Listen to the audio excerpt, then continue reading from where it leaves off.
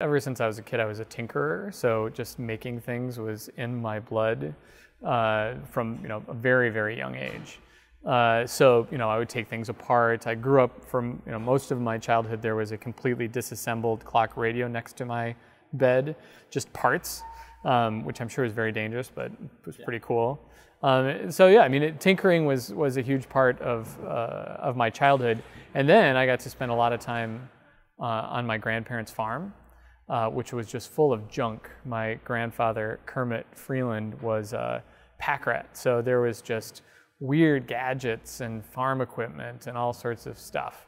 And so we would just have free reign on this farm and take things apart and make forts and make machines and all sorts of cool stuff. So I think the farm, more than anything, was a huge influence on my childhood and creativity. In high school, I started to get more and more into theater, and that really sort of opened up my mind to this idea of making things. So the great thing about theater is that you learn how to weld, you learn how to use power tools, you learn how to wire things. So I kind of got this base of knowledge about making, which I've carried with me now my whole life.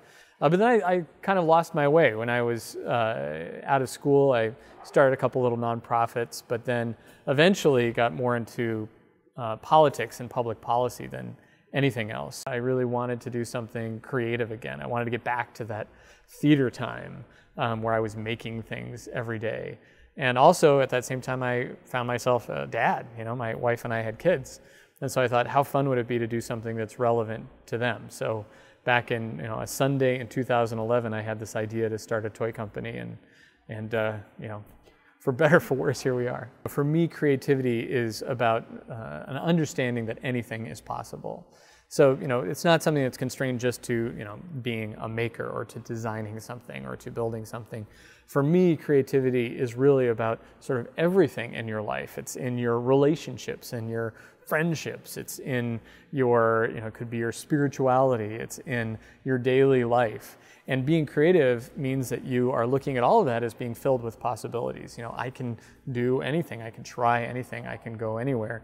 And for me, that means creativity isn't just fundamentally important for this kind of work, for making things.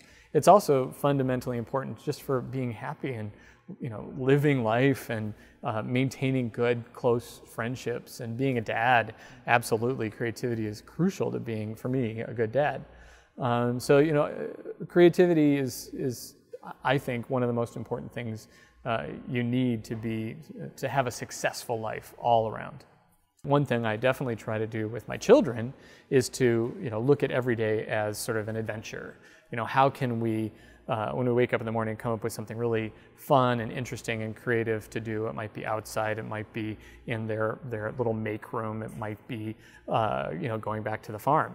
And so for me, that means that there isn't one set way to be creative other than being open to it.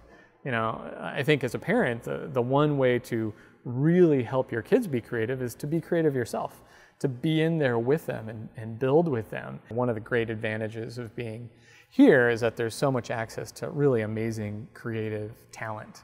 And there are many reasons for that. I actually think our crazy winters are part of it. It's like there's a time when we need to go inside every year and sort of be tortured. And during that time, there's an opportunity to create.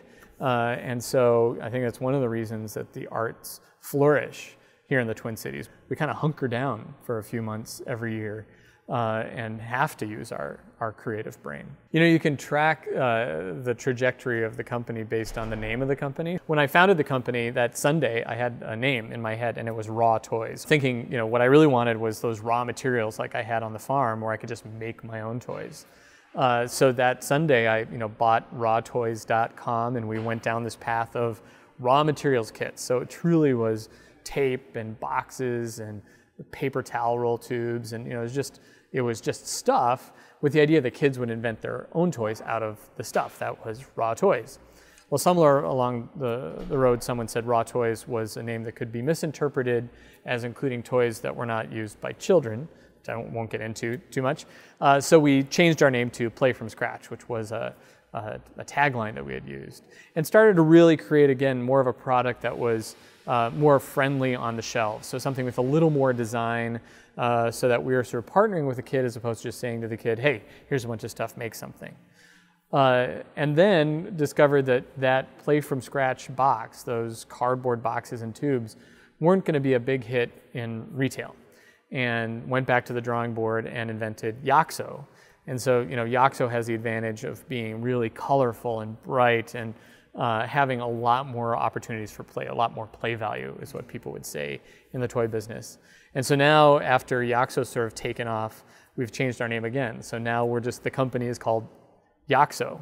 YOXO has been 3 years now, and there have been a lot of ups and downs. Luckily some big ups, but in there's been some really challenging times financially, and just trying to build momentum around a product and get some exposure out in the marketplace, which is really cluttered, with a lot of great ideas. But the thing that I love about YOXO for me is that now we're at this place where we get a lot of great feedback from kids and from the marketplace. We get, a lot of people saying that this is their kid's new favorite toy. And for me, that's all the payoff in the world. The main piece of advice is get as much experience as you can in as many areas as you can. Don't turn things down.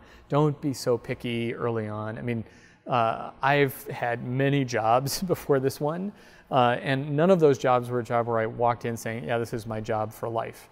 I always looked at them as an opportunity to learn a lot. So I think you just have to be really open to the adventures that life throws at you. I also think travel can be great. Travel around the US, travel internationally, anything that can get you out of your comfort zone, so you suddenly realize that, everything is not done just the way that you're used to. I was just in Guatemala, and it was really amazing to be there, especially with my wife and kids, because suddenly you're like, wow, it's a completely not foreign culture, but a different culture. And you see the way things are done, the way problems are solved, and it really helps open up your creative mind.